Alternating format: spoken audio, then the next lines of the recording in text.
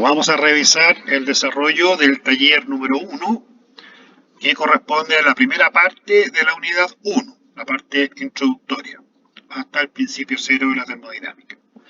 La primera pregunta, clasificar cada una de estas propiedades como extensiva o intensiva. La masa, como ya hemos visto en detalle, es la propiedad extensiva por naturaleza.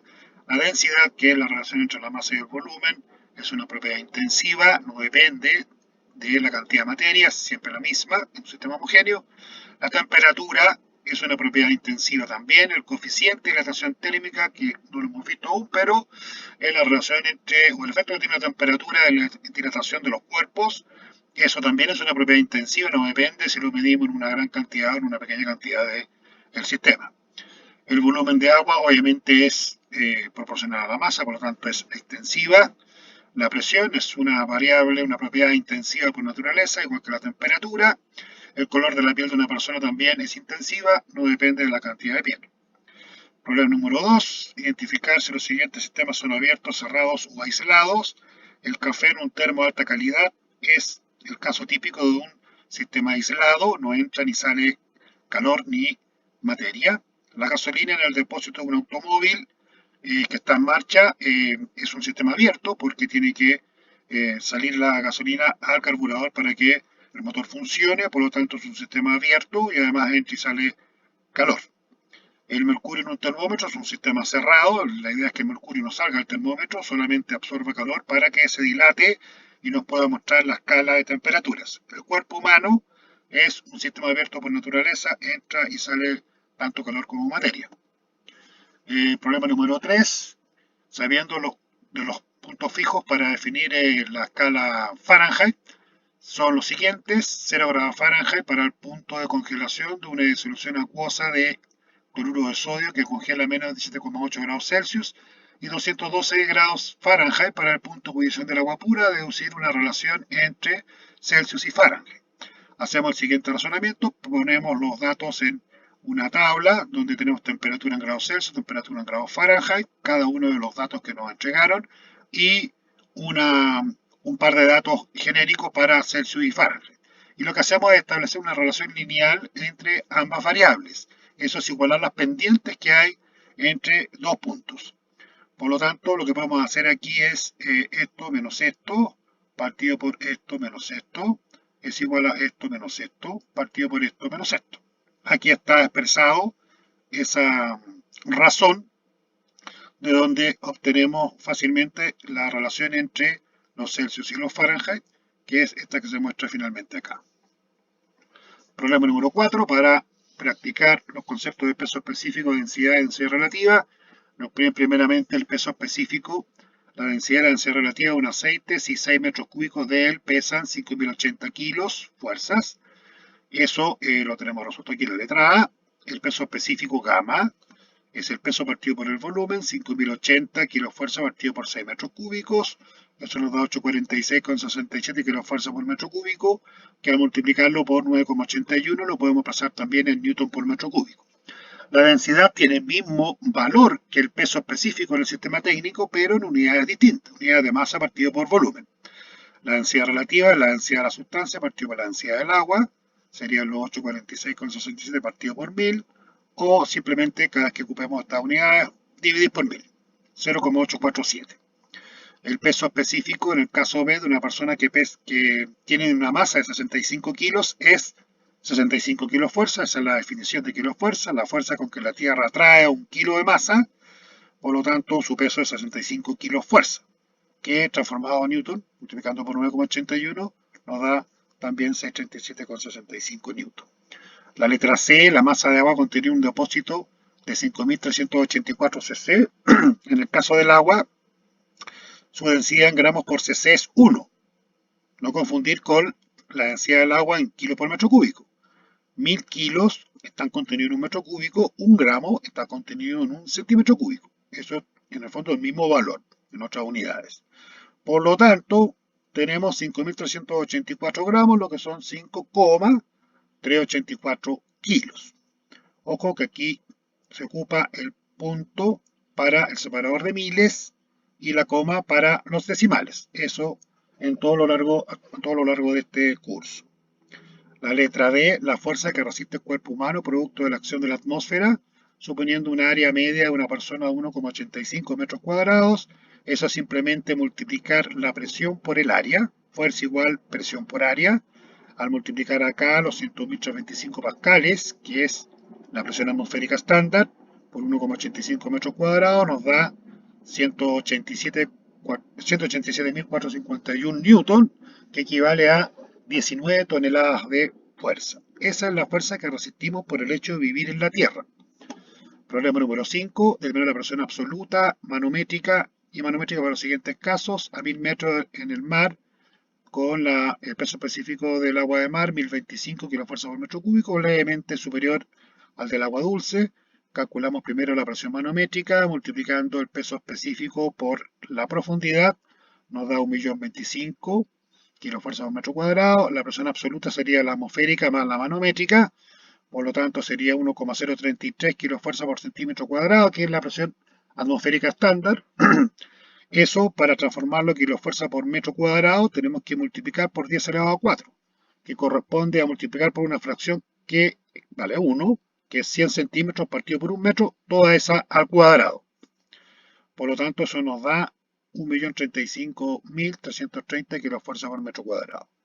El caso B, a 3 metros de profundidad en un estanque de densidad relativa 0,87 de aceite, con densidad relativa 0,87, calculamos primero la presión manométrica, que sería multiplicar la densidad relativa por el peso específico del agua. Esto en el fondo sería el peso específico de la sustancia. Por la profundidad, eso nos da 25.604 pascales. Y para la presión absoluta, sumamos ese valor a la presión atmosférica estándar. Nos entrega esto 126.929,1 pascales. En el caso C, 35 centímetros de mercurio, la densidad relativa de mercurio la podemos tomar como 13,6. Nuevamente calculamos primero la presión manométrica como la densidad relativa por el peso específico del agua por la profundidad en metros. Eso nos da 46.695,6 pascales, que sumado a los 101.325 nos da 148.020,6 pascales como presión absoluta. Problema número 6 es una de las formas que utilizaban los aviones para determinar la altura a la cual viajaban, que es medir la diferencia de presiones que hay entre a esa altura y la presión atmosférica a nivel del suelo. Por lo tanto, aplicamos aquí el principio fundamental de la hidrostática, delta P igual gamma por delta H, donde delta H es simplemente la diferencia de presiones partido por el peso específico. Acá tenemos la diferencia de presiones, 760 menos 710, que era la presión a esa altura que viaja el avión. Esto lo multiplicamos por 1,033 por 10 elevado a 4 para transformar, ¿no es cierto?, los milímetros de mercurio a pascal, a kilofuerza, 1,033, ¿no es cierto?, que es lo que tenemos acá, que es por centímetro cuadrado, que es la presión atmosférica estándar, que equivale a los 760 milímetros de mercurio. Esta razón es 1. Y aquí está multiplicado por 10 elevado a 4 para que se exprese en kilofuerza por metro cuadrado, como veíamos recién. Y acá abajo está el peso específico del aire, nos da la densidad, pero en el sistema técnico el peso específico y la densidad tienen el mismo valor, pero obviamente el peso específico se expresa en kilofuerza por metro cúbico. Todo esto está en unidades consistentes, por lo tanto el resultado nos queda en metros, 548,07 metros. Problema número 7. Una persona dice que una taza de café frío en su escritorio se calentó hasta 80 grados Celsius al tomar energía del aire que lo rodeaba, que estaba a 25 grados Celsius. Comentar esta afirmación. Bueno, esto no es posible, ya que a lo más en el equilibrio el café alcanzará la temperatura del ambiente, no pudiendo superar esa temperatura, que en este caso serían los 25 grados Celsius. Problema número 8. El barómetro marca 734 milímetros de mercurio. Determina la presión absoluta en bares y PSI de un sistema cuya presión manométrica es 280. Esta presión barométrica en el fondo es la presión atmosférica, que en este caso podemos medir en forma exacta porque tenemos un barómetro. Si no, tendríamos que ocupar la estándar, que es 760. Por lo tanto, simplemente sumamos estas dos presiones y obtenemos la presión absoluta, 1014 milímetros de mercurio, que aplicando esta relación, 1,013 bares partido por 760 milímetros de mercurio, transformamos a bares, y estos bares los podemos transformar a PSI aplicando esta relación 14,7 PSI, que son libras por pulgada cuadrado en inglés, pound square inch, partido por 1,013 bares, que también es una atmósfera. Eso nos da 19,6 PSI. Problema número 9. Un émbolo de 45 kilos de masa y 0,02 metros cuadrados de área encierra un gas que está en equilibrio mecánico que se encuentra en el interior de un dispositivo cilindro émbolo que está dispuesto verticalmente. Sobre la cara externa del émbolo actúa una presión barométrica, una presión de la atmósfera de 1020 milibares, determina la presión en el equilibrio. Acá tenemos en el equilibrio, ¿no es cierto?, un equilibrio de fuerzas. Las fuerzas que actúan sobre el émbolo hacia abajo es el peso más la fuerza debido a la presión externa y hacia arriba solamente la fuerza debido a la presión interna. Estas fuerzas tienen que ser iguales para que el sistema esté en equilibrio. El peso más la presión debido a la atmósfera, que es el producto de la presión atmosférica por el área, igual a la presión interna por el área, de donde despejamos la presión interna como el peso partido por el área más la presión atmosférica, reemplazando los valores y teniendo cuidado acá de que los 1020 estaban en milibares, por lo tanto multiplicamos por 10 a la menos 3 para expresarlo en bares y multiplicamos por 100.325 partido por 1,013 bares, que ambos números son una atmósfera, por lo tanto aquí transformamos los bares a pascales y esto nos da en total 124.098 pascales. El ejercicio número 10. Un depósito de nitrógeno de 9 metros cúbicos está dividido en dos partes por medio de una membrana, que aquí se muestra. La parte A tiene una densidad inicial de 1,667 kilos por metro cúbico y la parte B tiene una masa de 6 kilos. Después se rompe la membrana, se extrae la membrana y todo el sistema queda con una densidad de 1,778 kilos por metro cúbico. Determinar la densidad inicial en la zona B. Para eso aplicamos la definición de densidad a la situación final, primeramente, donde la masa va a ser la densidad por el volumen. Multiplicamos esta densidad por el volumen, nos da 16 kilos, que es la masa total del sistema. Por lo tanto, la masa que hay en A tiene que ser la diferencia, 10 kilos. Aplicamos la definición de densidad en la parte A, volumen igual masa partido por densidad. En este caso serían los 10 kilos partido por 1,667, eso nos da 6 metros cúbicos. Por lo tanto, el volumen de la parte B tiene que ser 3 metros cúbicos porque el volumen total de este depósito rígido es 9 metros cúbicos. Por lo que su densidad en la parte B va a ser la masa 6 partido por el volumen 3, 2 kilos por metro cúbico.